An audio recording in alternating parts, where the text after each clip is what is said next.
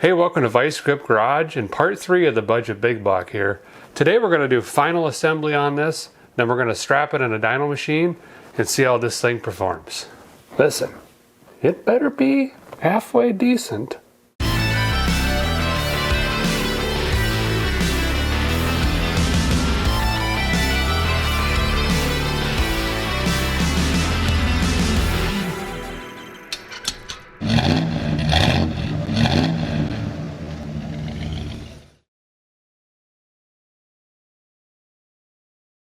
Basically today we just got some accessories here to bolt on. I got everything through Summit. It's just easier that way to get it all in one place.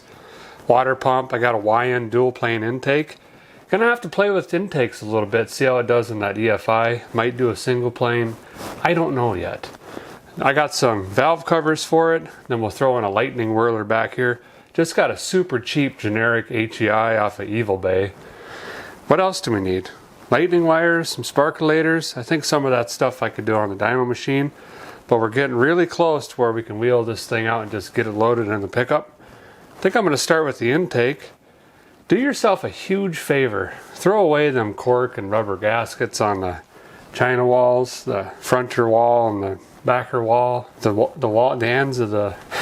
Just don't use corks and stuff like that. I like to use just a couple dabs on the back of the gaskets here. And that's going to hold it up on the head while we slide that intake manifold in place. We're blocking the crossovers, of course. The other thing you can do to save yourself a little bit of a leak is make sure you work in some room temperature vulcanization cream right here in the corners where these gaskets meet the, as previously discussed. I'm going to run a big 1/4 inch bead from side to side and then we'll plop. Where did my juice go? Well, it has eluded me. Oh, this looks like it. Right there is where she likes to leak. One of these days I'm going to get me one of those nice guns that shoots this stuff out. Nope, you're too cheap. Okay. Easy. Faster, but slower, but easier. Ease it. Well, I think I just about nailed that. Yep, I did. I got the intake torquilized in, got a couple pipe plugs in. Put some tape on your intake as soon as you can. Now is not the time to drop a bottle cap in there, fellers. Got the water neck in, no thermostat. Got some Speedmaster. I don't know. They sounded cool and they claim that this gasket is reusable, so that sounded nice. Got some aluminum Summit brand valve covers, and they got a lot of clearance in here, and I checked with Comp before I got them. Made sure they were going to clear these rockers, and yeah, we're good to go. Throw some hardware in these, get these bolted on. Well, hey, she's really starting to look like something. I left this out. I'm not sure if he's going to want to take temp from the head or the intake or both, and he's got plugs so we can move that around. I got this put in. There's a little hose that goes from the water pump right up to the intake here, and we're going to be fighting on that in a minute. Got this one plugged off. So I think we're ready at this point. Probably put the water pump on. I got that prepped over here. Got a plug on this side, fitting in there. And this is another Summit brand, I believe. They called it a high flow. Sure.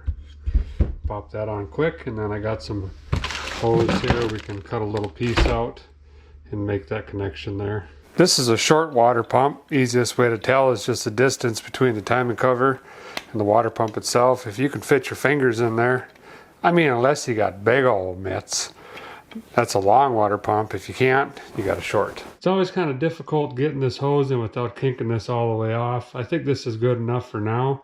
They do make some 45s if you can get them to line up right, that make this a lot easier.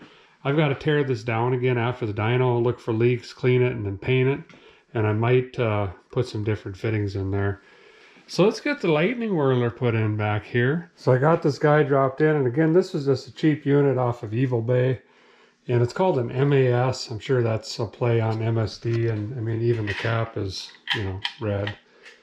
But I got it dropped in and it's seated, but you'll notice the lightning whirler is pointed off this way. We don't want that. We actually want this pointed at the number 1 up here. So we're going to pull this out, and what we're going to do is turn that intermediate shaft down there with a clean flat screwdriver clockwise so that this fits in there where that is pointed in this direction to our number 1 cylinder over here. And also remember to put your gasket in there. I've seen some folks panic. You get some oil running off here and it comes down over the transmission and stuff, and it looks like a rear main is bad, but it's this gasket up here. So now this might take a couple tries, and just be patient with it. There we go. There we go. That's going to give us plenty of adjustment here for timing. Downside to a cheap unit like this is they don't provide any documentation or information on the springs for the mechanical advance and when the timing comes in. But the good news is a general HEI GM tune-up kit will work pretty much for any of these. So we're going to run it, just see how it acts, see where the timing's coming in, and make some adjustments if we have to. And then usually what I do last is we'll throw some vacuum advance on it, and we'll put it under load like street driving and see if it wants any vacuum advance. One of the most overlooked aspects of any engine build, even on your daily driver, is the sparkulators. People don't realize how important these really are. I'm going with 44T's AC Delco. Every plug decodes differently. For AC Delco, it's the last two. 4 is the heat range, T means tapered seat. 4 is on the lower end of the scale, or a colder plug, and I'm going to start here because we're going to be running it really hard on that dyno. And then we'll pull them out and take a look at them after a couple pulls, see what we got. And then for lightning hoses, I got lucky on that one auction site. This is a basically open box set of Taylors. And then I also found some Moroso wires, and both these were probably 30-40% off. I'm going to go with the Morosos because these are black and these are yellow. Yep, maybe this one? That's where we'll start. A lot of this is going to need to be redone tomorrow on the dyno, but this way it's just on it, it's here, and I'm not going to forget anything. Well, this is it. This is as far as a guy needs to take it to put it on the dyno. Adding anything more, we're just going to end up taking it off. And even though it's not painted, I got to be honest, this thing is looking really sharp. I'm very pleased with it so far. Wait until you guys see what I have in mind for paint on this, and it's not what you think it's going to be. A lot of you are going to be surprised. The last thing I need to do is just take some saran wrap here, and I'm just going to bail her up. I have no idea if it's going to snow or not. Usually when they say it's not, it does, and when they say it does, it doesn't. So better safe than sorry. I'll see you bright and early tomorrow morning. We're going to put this straight on the dyno, see how she does. So guys, on the way right now to the dyno, and I got a little bit of work to do when I get there. Some of you may have noticed in part 2 when I was adjusting lifter preload and valve lash that the intake push rods seemed a little bit long, and they actually were. For demonstration purposes only, I was using all the same push rods which were actually measured for my exhaust valves. My intake ones just came in this morning, so I just got to pop the valve covers off quick, drop those push rods in, adjust them up real fast. I should be able to get that done before we're completely bolted into the dyno. And then I've got some fresh non-ethanol 88 octane fuel. That'll be fine. It's a low compression engine. Run it on that, then it's hard to find 93 around here. It basically doesn't exist. Some places have 91, but it's ethanol, so is what it is. But looking forward to seeing what this thing does. So we're going to get this bolted into the Superflow over here. This is an SF901. And once we get it in, then I'll come back and put those intake push rods in, and then we'll start going through the checklist. We're also going to prime it.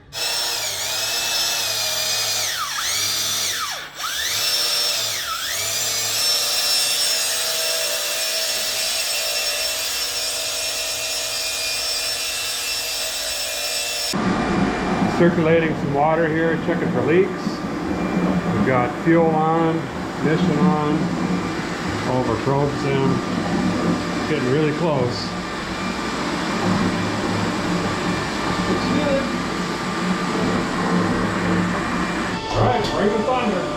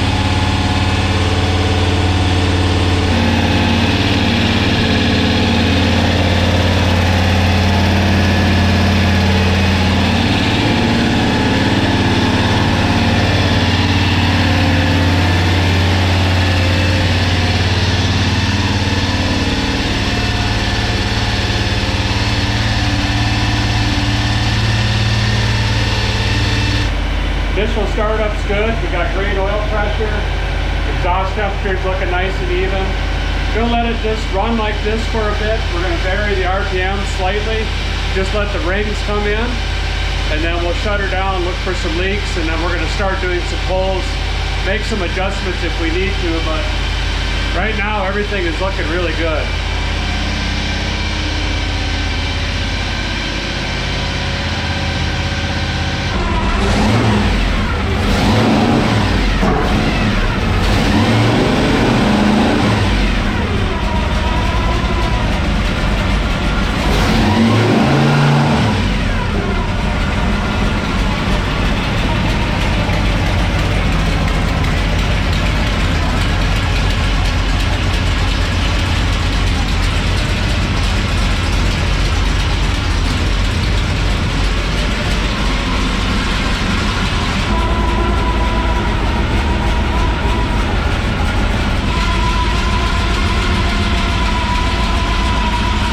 First pull, getting ready here. Fingers crossed. What are you going to take it to first time? 35 to 5. That sound good? Yep.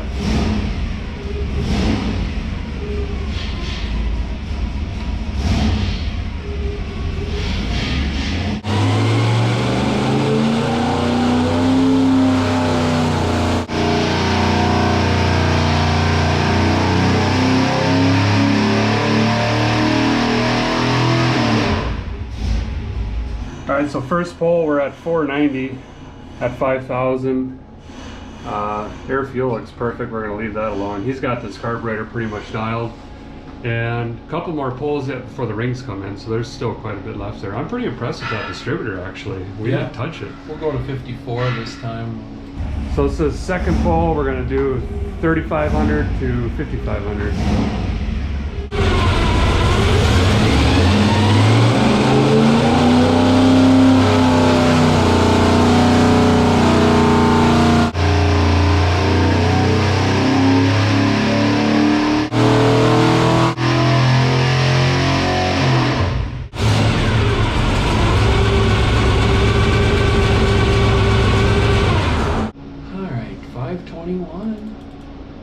Kind of over the top, 21, 18, 20 again. Alright. One more like that, and I mean, it's just tapering off right in this area here. Not bad. Yeah. Torque wise, lots. Jesus, gobs of torque right from 50, 50, 60, 58s, you know, 60 all the way from here, here. Broad from 48, 36 to, it's all in the 50s, 550. Well, so far very pleased with this. I think we're going to do, I don't know, one or two more probably. Probably. And, mess with the timing a little bit. Yeah. Put a degree or two in it.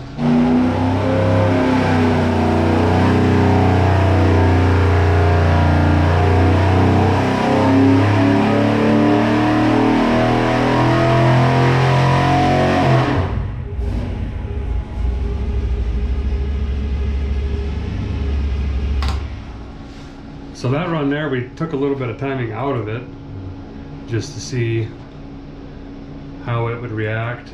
It actually, we lost a little bit of torque adding timing. So the sweet spot was where we were. Yeah. What was that, 35 degrees? 35, yeah. Yeah, so 35 degrees is about what it likes. Right, we added that 1-inch spacer. We're gonna cool it down for a second, then we'll take another pull and see if it liked it or not. This will probably be the final pull, being this isn't the final setup anyway. I'm mostly just doing this for fun at this point, but we'll see if this spacer does something.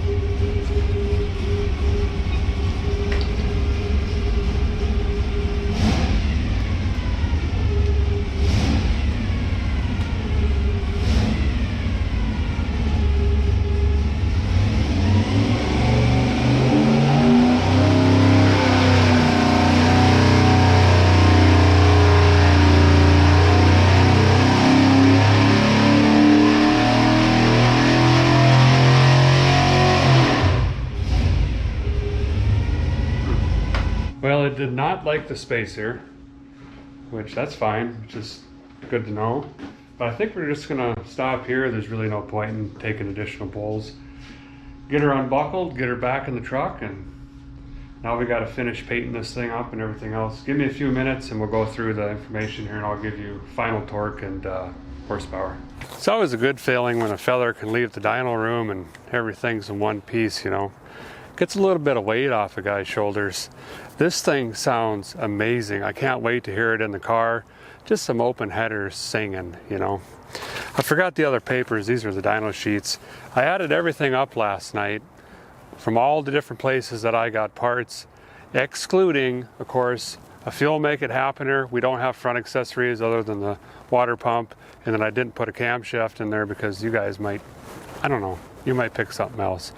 I'm right at $4,800, and let's throw another $100 in for RTV and shop rags and this and that, and some cold snacks. So $4,900 got us 534 horsepower and 566 foot-pounds of torque. She pulls all the way to 5,500. Plenty fine for me.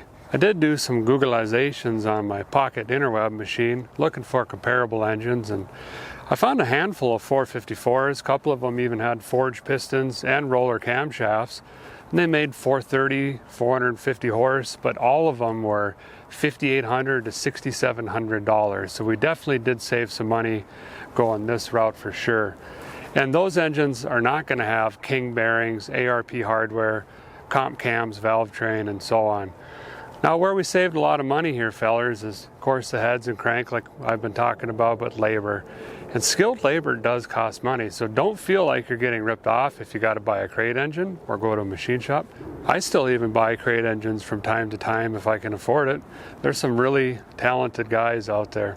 But hopefully this gives you some confidence that you can go out and build something yourself, you know. Next step for this thing, get dolled up, put some lipstick on her, and I'm going to put it right in that 1972 Chevelle I call Independence. And we're going to go recycle some tires. That's going to do it for the Budget Big Block Build Series.